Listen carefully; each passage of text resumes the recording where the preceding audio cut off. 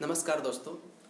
आज हम लोग 10वीं कक्षा की गणित लेने जा रहे हैं, जो कि हमारा इस जो इनिशिएटिव है लॉकडाउन के दौरान उसका पहला चैप्टर और पहला कोर्स भी होने जा रहा है। तो 10वीं के बच्चों के लिए ये गणित का उनका जो पहला चैप्टर है वहीं से चालू करेंगे। लेकिन सबसे पहले देखते हैं कि उसके इतिहास या यूँ कहें पृष्ठभूमि को देखते हैं कि गणित क्या है। फिर उसके बाद हम लोग चालू करेंगे गणित के बारे में।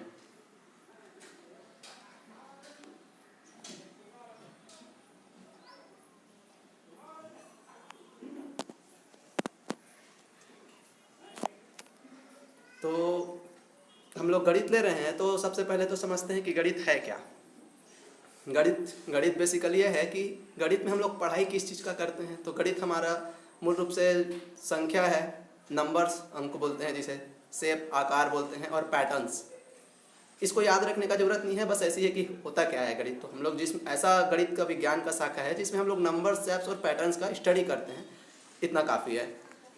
अब फिर गणित को अब हम लोग ब्रॉडली जो है अगर उसका वो करेंगे क्लासीफाई, वर्गीकरण, तो कैसा होगा। तो गणित को हम लोग उसकी मुख्य रूप से 4 शाखाएं होती है।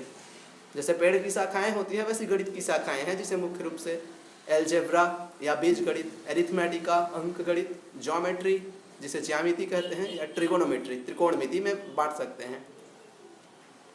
हमारा जो है सिलेबस इकाई 1 जो 10वीं कक्षा का गणित है वो मुख्य रूप से इस गणित की शाखा एलजेब्रा या बीज गणित, इसके चारों ओर केंद्रित है। लेकिन ये समझ लेते हैं कि ये बाकी जो 3 शाखाएं हैं वो क्या होती है। एरिथमेटिका या अंक गणित, नाम में लिखा है अंक गणित, अंकों का गणित। इसमें जो हम गणित के अंक हैं 1, 2, 3, 4, ये उन्हीं पे निर्भर करता है पूर्ण रूप से, और मूल रूप से उसी पर आधारित गणित है। जब आगे पढ़ेंगे तो ये भी स्पष्ट हो जाएगा। ज्यामिति, ये आकृतियों के क्षेत्रफल, आयतन आदि उस पर जो ज्ञात करना है, उससे संबंधित वक्र पृष्ठ वगैरह, ये भी आगे सिलेबस में क्लियर हो जाएगा।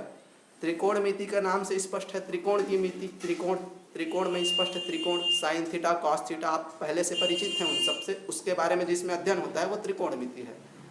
और हमारा जो आज का अध्ययन का विषय है वो है बीजगणित, आज का टॉपिक जिसे बोलेंगे। तो बीजगणित है क्या, इसको थोड़ा देखते हैं। बीजगणित गणित की ऐसी शाखा है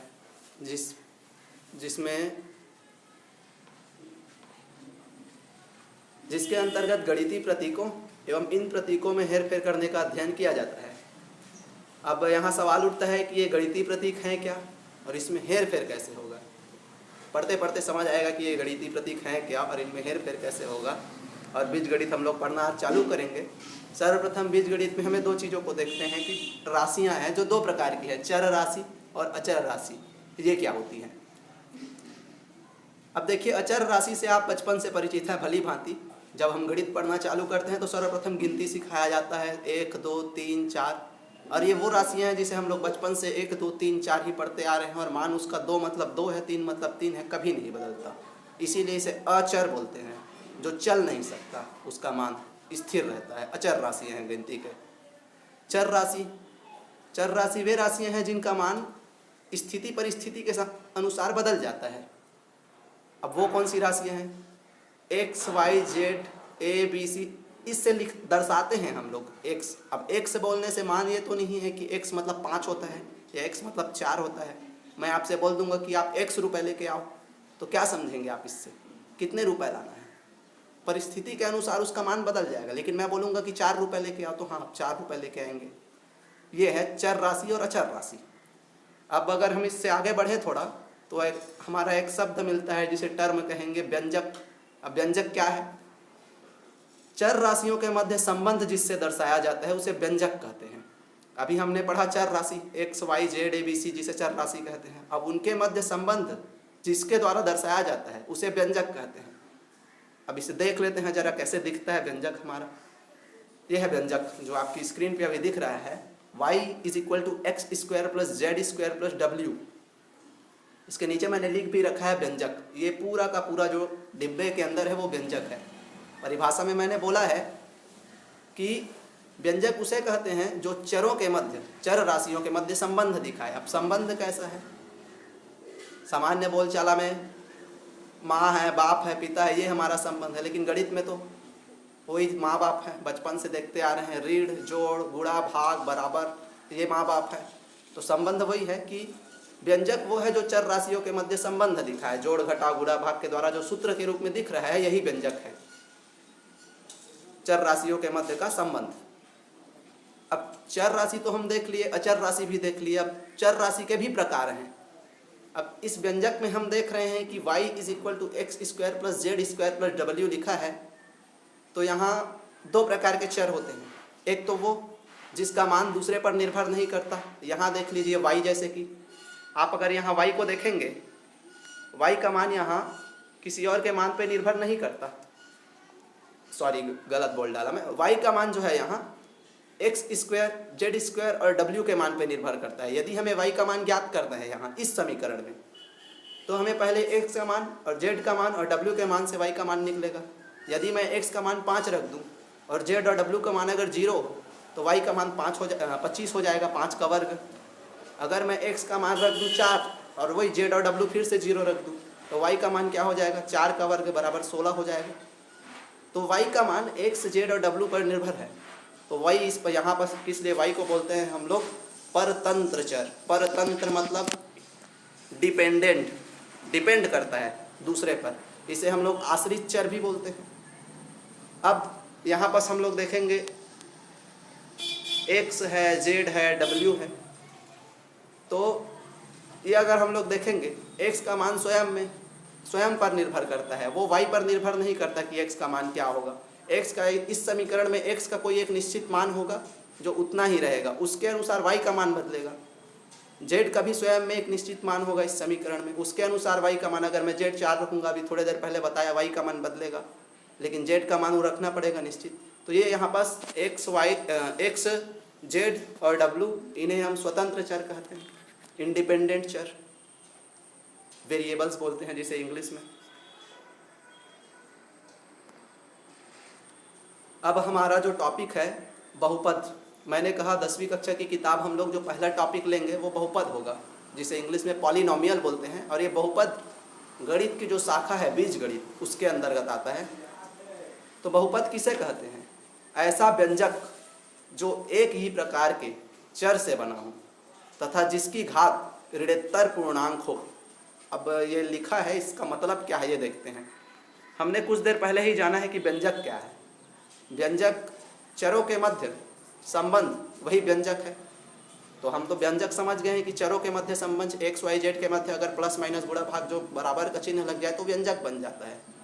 तो बहुपद उसी तरीका का एक व्यंजक है, प्लस माइनस गुणा भाग लगेगा x, y, z के बराबर के बीच में। लेकिन उसमें क्या फ़र्क है कि उसमें एक ही प्रकार के चर हो। हमने यहाँ क्या देखा, हमने पीछे देखा, ये व्यंजक तो है लेकिन ये बहुपद नहीं है। क्यों नहीं है? इसमें एक ही प्रकार के चर नहीं है। आप देखेंगे y एक प्रकार का चर है, x अलग चर है, z अलग चर है, w एक चर है, लेकिन सब अलग अलग हैं। तो ये एक ही प्रकार का चर नहीं है, तो ये व्यंजक नहीं होगा।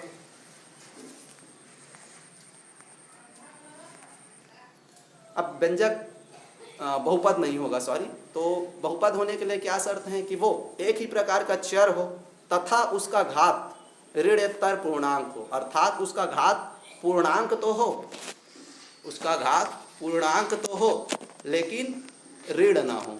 ऋण ना हो मतलब क्या हो? धन हो, धनात्मक संख्या हो। दो शर्तें बहुपद के लिए। पहला तो वो ऐसा व्यंजक होना चाहिए जो एक ही प्रकार के चर से बना हो। अगर x x है तो सिर्फ x x x रहे, उसमें y वाला है तो सिर्फ y y y रहे, मिक्सर ना हो दोनों का। और घात है तो x की घात 2 है, 3 है, ऐसा में रहे, -2 रहे, ऐसा में मत रहे। ऋणात्मक नहीं होना चाहिए घात। और पूर्णांक भी हो कि x का घात 1 है, 2 है। अब ये तो पूर्णांक है 1 2, माइनस हो नहीं सकता। तो 1/2, x की घात 1/2 मैं अगर बोल रहा हूँ, अगर मैं ये बोल रहा हूँ कि ये x की घात 1/2, तो ये तो उसका घात पूर्णांक हुआ नहीं। पूर्ण अंक कहाँ हुआ? ये तो अधूरा अंक है। 1/2 परिमेय संख्या बोलते हैं इसको। इसका मान निकालेंगे तो दशमलव में आएगा, तो ये पूर्णांक हुआ नहीं। तो दो शर्तें हैं कि एक ही प्रकार के चर भी हो, अर्थात या तो सिर्फ x x हो या y y हो, और घात ऋण ना हो और पूर्णांक में हो। ठीक है, इतना अभी के लिए क्लियर है। आगे देखते हैं अब फिर बहुपद के बारे में कुछ और क्या खासियत है बहुपद का। इसमें हम देखेंगे 4 ऑप्शन है हमारे सामने, इसमें का कौन बहुपद है देखते हैं। आप बताइए पहले देख के चारों में से कि कौन बहुपद है और कौन नहीं है, कि चारों बहुपद है चारों नहीं है, क्या है देखिए। वीडियो को पॉज कर लीजिए, उसके बाद 2 मिनट देख लीजिए। अच्छा ठीक, आगे बढ़ते हैं। देखिए अब हम चेक करते हैं कि इसमें कौन बहुपद है कौन बहुपद नहीं है। हमने कुछ देर पहले क्या पढ़ा बहुपद की परिभाषा, ऐसा व्यंजक जो एक ही प्रकार के चर से मिलकर बना हो। पहले तो वो 2 चीज़ शर्तें रखें, उसमें का पहला शर्त कि एक ही प्रकार का चर हो। अगर हम इस वाले उदाहरण में देखेंगे पहले वाले में, तो हमें यहाँ पास एक ही प्रकार का चर दिख रहा है क्या? नहीं दिख रहा है। ये x एक प्रकार का चर है, y एक प्रकार का चर है, तो 2 प्रकार का चर हो गया। तो ये तो व्यंजक हमारा होने से रहा। अब दूसरा वाले पे देखते हैं। दूसरा वाला क्या दिया है? x का वर्ग प्लस 1/x का वर्ग। हाँ, यहाँ देखें पहला शर्त क्या है कि एक ही प्रकार के चरों से मिलकर बना हो। देखिए एक ही प्रकार का चर है क्या? यहाँ x है, यहाँ x है। हाँ, एक ही प्रकार का चर है। अब हम दूसरा शर्त देखते हैं कि क्या दूसरा शर्त क्या है? उसका घात ऋणोत्तर पूर्णांक हो। 2 पूर्णांक है, 2 पूर्णांक है। हाँ, पूर्णांक तो है, ऋण भी नहीं है। तो देखने से तो लग रहा है कि एक ही प्रकार के चर भी हैं और घात पूर्णांक है, लेकिन कभी कभी जो दिखता है वो होता नहीं। यहाँ हमको घात पूर्णांक के रूप में तो दिख रहा है, लेकिन इस वाले पद को अगर हम ध्यान से देखेंगे तो ये 1/x का वर्ग है। अगर ये ऊपर जाएगा तो वास्तविकता में उसका घात पूर्णांक नहीं है, या घात ऋण 2 हो जाएगा। और अगर घात ऋण 2 हुआ तो ऋणात्मक पूर्णांक हो गया।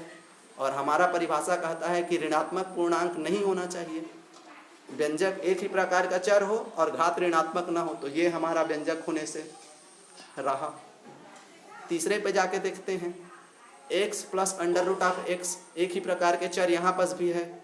इसका घात कुछ नहीं है मतलब 1 है। बेसिक है, पढ़ते आ रहे हैं, जब किसी का घात कुछ नहीं है तो 1 है।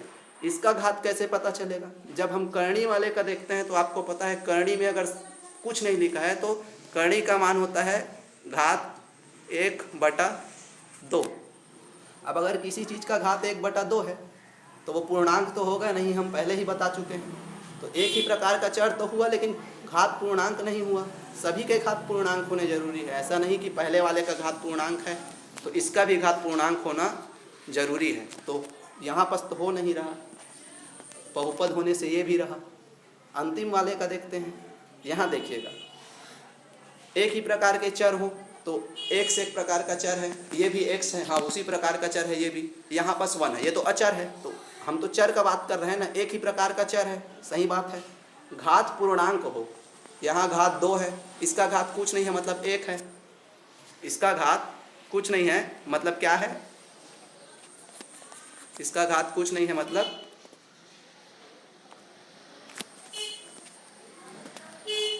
1 है। तो इसका घात 1 है, इसका घात 2 है, और ये तो अचर राशि है। तो एक ही प्रकार के चर भी हैं और घात पूर्णांक भी है। तो हाँ, तो हम ये बोल सकते हैं कि ये बहुपद है। चलिए ठीक है, इतना अभी के लिए क्लियर है। आगे देखते हैं और क्या है हमारे बहुपद के बारे में जानने को। अब हमें जोड़ने का देखना है कि बहुपद जुड़ेगा कैसे। अब ये बताइए, यहाँ पास अगर हम लोग ध्यान से देखें तो ये इसमें बहुपद बोल सकते हैं। एक ही प्रकार का चर है, घात भी पूर्णांक है, इसको भी बोल सकते हैं। हालांकि इसको एक चर है और एक क्या बोलते हैं अचर है, 2 ही पद हैं इसमें। तो अगर इनको जोड़ना है तो जोड़ का क्या नियम होगा? सामान्य सा नियम।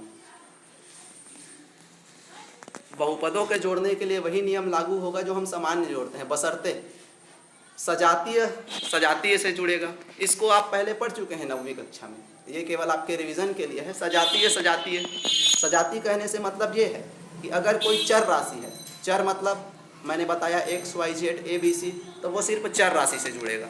और अचर राशि है कुछ, अचर राशि मतलब 1 2 3 4 जो मैं बोला था वो अचर राशि से जुड़ेगा। तो मैंने बोला सजातीय से जुड़ेगा, सजातीय से जुड़ेगा। तो अब इसको देखिए, x से जुड़ेगा, पहले तो ये कोष्टक को हटा के नीचे में जस का तस लिख दिया गया है इसको। अब हम लोग देखेंगे कि सजाती सजाती से जुड़ेगा तो x x से जुड़ेगा, और ये अचर है अचर से जुड़ेगा तो x x से जुड़ के 2x हो गया, और 4 और 3 मिलकर 7 बन गया। यहाँ पास कोई डाउट? यहाँ क्लियर है? तो अपना 2x + 7 हो गया।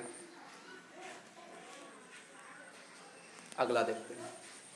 अगला हमारा प्रश्न दिया है कि घटाने के लिए बोल रहा है कि 2x का वर्ग + 3x + 5 में x² + x - 2 को घटाना है।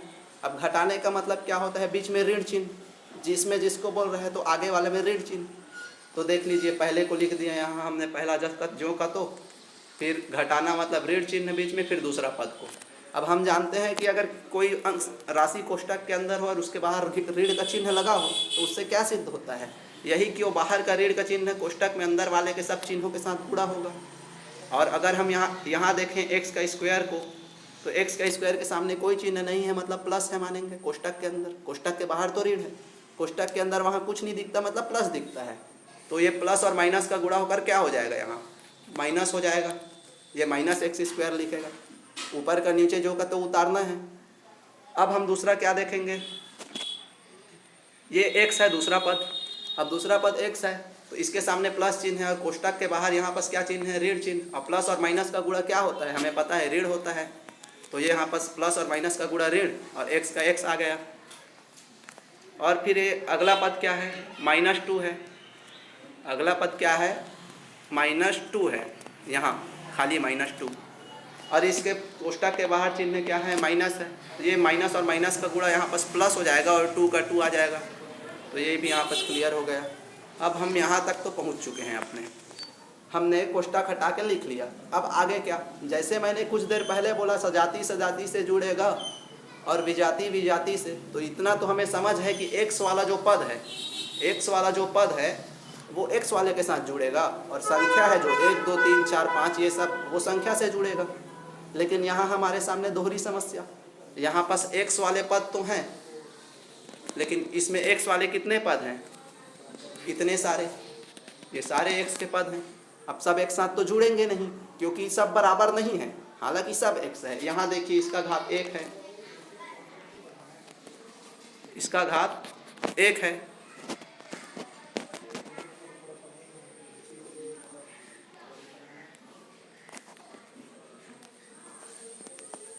इसका घात 1 है, और इसका घात आपको यदि 2 दिख रहा है यहाँ, इसका घात कुछ नहीं है मतलब 1 है। तो ये सब तो एक साथ जुड़ नहीं सकता। वो अलग बात है कि x वाला सिर्फ x के साथ जुड़ेगा, लेकिन एक और शर्त है कि घात भी समान होना चाहिए जोड़ने के लिए। तो देखिए, समान घात वाला हमने एक साथ ले लिया, यहाँ पास 2x का वर्ग है और यहाँ पास -x का वर्ग है, इन दोनों को एक साथ ले लेंगे तो ये यहाँ पास आ गया। और x वाला जिसका घात 1 है, इसका घात 1 है, इन दोनों को एक साथ ले लेंगे तो ये यहाँ पास आ गया 3x - x। ये 3x के सामने प्लस था तो ये अंदर में ब्रैकेट प्लस लिखने का ज़रूरत नहीं है, बीच में प्लस लगाना है। और ये -x का -x, इन दोनों को एक ब्रैकेट में डाल कर लिख दिए। फिर तीसरा, अब हमारे पास क्या क्या बचा? अब हमारे पास एक 5 बचा है और एक बचा है 2, इसको फिर अलग ब्रैकेट में प्लस करके लिख दिए। दोनों के सामने धनात्मक चिन्ह है तो 5 + 2। इतना बेसिक है, आपको ऑलरेडी पहले से क्लियर होगा।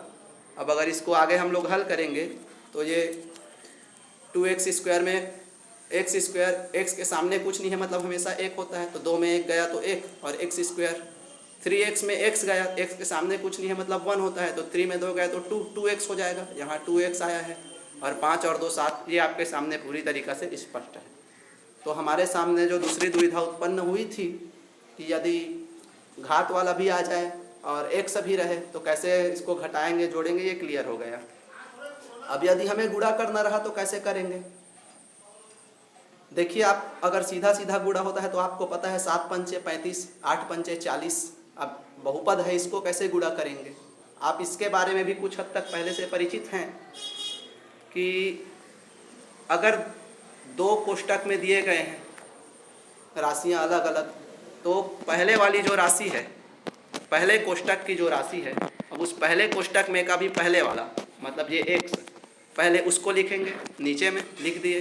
उसके बाद इस x के बाद अगले वाले कोष्टक को पूरा ज्यों का त्यों ये हमने जो का तो उतारा, फिर हम इस x को उतार चुके हैं, अब बीच का प्लस बचा तो उस प्लस को जो का तो नीचे उतारे।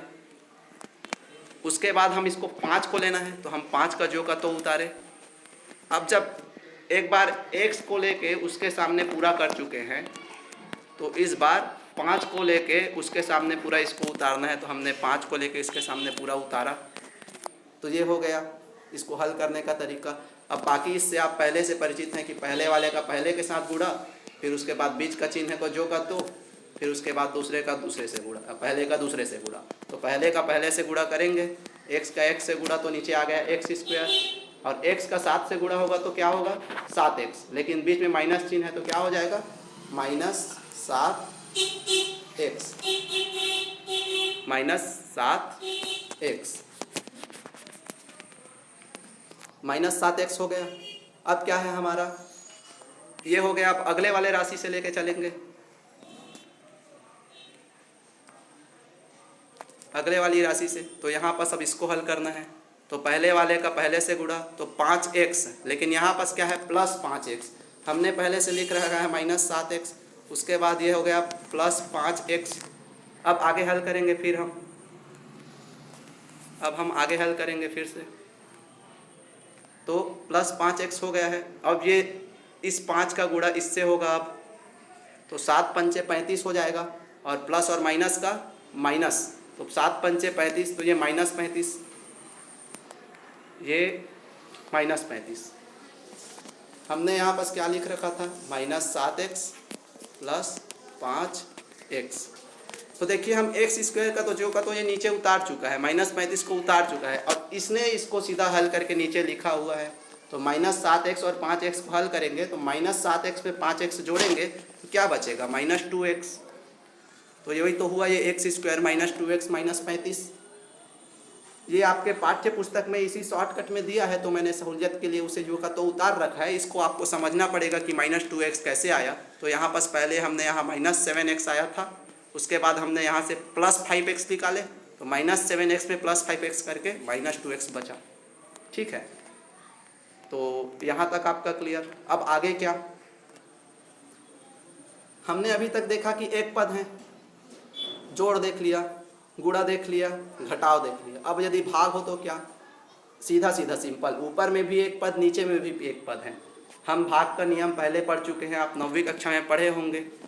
अगर नीचे वाले का x है, कोई भी चर राशि है, और उसका घात यहाँ 1 है, और ऊपर में घात 2 है, और इसका भाग होना है, तो ये सीधा इस घात का भाग जाता है, और इसको जो का तो लिखते हैं, तो घटाते हैं उसको, तो 2 में 1 घट जाएगा तो x की घात 1 हो जाएगा, और इसका इससे 10 एक कम, और 10 40 चौके में जाएगा, तो क्या हो जाएगा, ये पूरा क्या हो जाएगा, इसका उत्तर हो जाएगा 4, और ये x। यहाँ तक क्लियर है? हाँ, ये तो क्लियर है। अब आगे फिर क्या, ये तो एकदम इजी क्लियर है। अगर इसी को इस प्रकार का प्रश्न हो जाए तो क्या करेंगे कि यदि हमें 18x को प्लस 9x को 18x + 9x को 3x से भाग देना पड़ जाए, तब क्या करेंगे। यहाँ पर भी अगर आप ध्यान से देखेंगे तो नीचे वाले में जिससे भाग देना है, जिससे भाग देना है वो एक ही पद है 3x, केवल 3x। ऊपर वाला पद लंबा है, तो यदि ऊपर वाला पद लंबा है, नीचे वाला पद सिर्फ एक पद है, तो दोनों के बटे पहले वाले में जो 2 पद दिए हैं उसके दोनों के बटे में इस नीचे वाले पद को लिख सकते हैं इस प्रकार कि 18x का वर्ग के बटे में भी 3x, और बीच का जो चिन्ह है उसको यहाँ बीच का चिन्ह, और फिर अगले वाले पद के बटे में भी 9x। तो ये ऐसे हो जाएगा।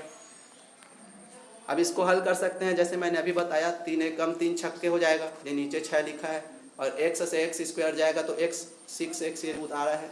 इसको हल करेंगे, 3 एक कम 3 तिये में जाएगा, तो ये नीचे 3, और x से x पूरा कट जाएगा, तो उत्तर हमारा आ जा रहा है 6x + 3।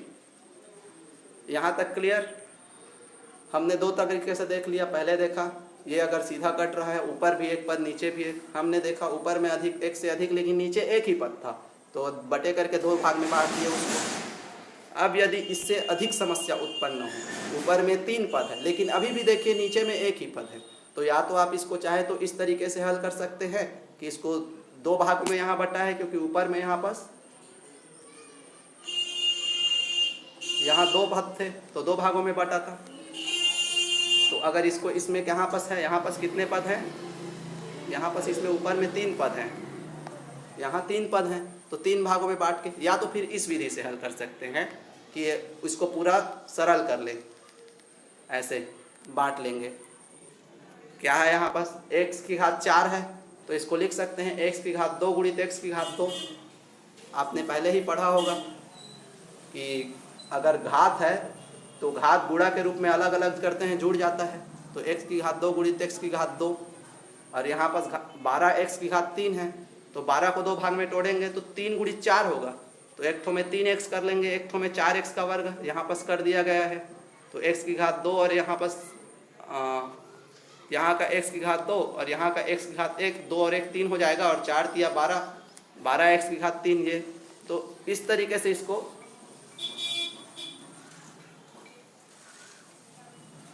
तोड़ के हल कर सकते हैं, या तो मैं पहले जो बताया हूँ इस विधि से भी इसको हल कर सकते हैं, क्योंकि समस्या वही है कि नीचे में एक ही पद है, तो ये तो हो जाएगा हल। लेकिन यदि ऐसा समीकरण आए कि जिसमें ऊपर में एक से अधिक पद हैं, यहाँ पास 3 दिख रहे हैं, x स्क्वायर x और -3, और यहाँ नीचे में भी 2 है, तो यहाँ तो हम ऐसा नहीं कर सकते ना कि इसके बटे में पहले एक बार इसको लिखें।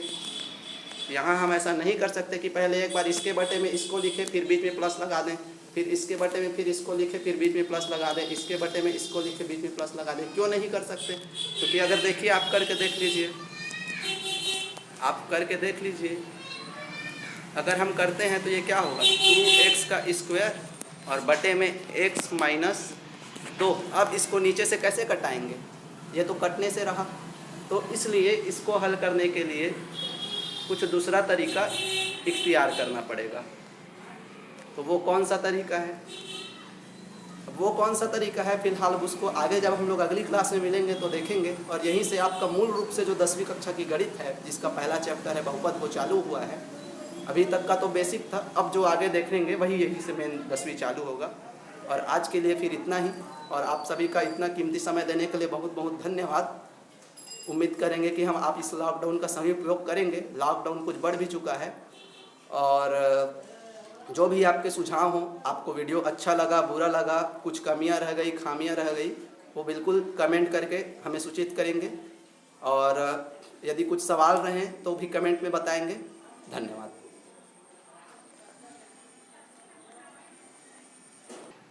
और अगर ये वीडियो आपको अच्छा लगा है तो इसे अपने क्लासमेट्स के भी साथ भी शेयर करें और अधिक से अधिक छात्रों तक पहुंचाएं। जी धन्यवाद।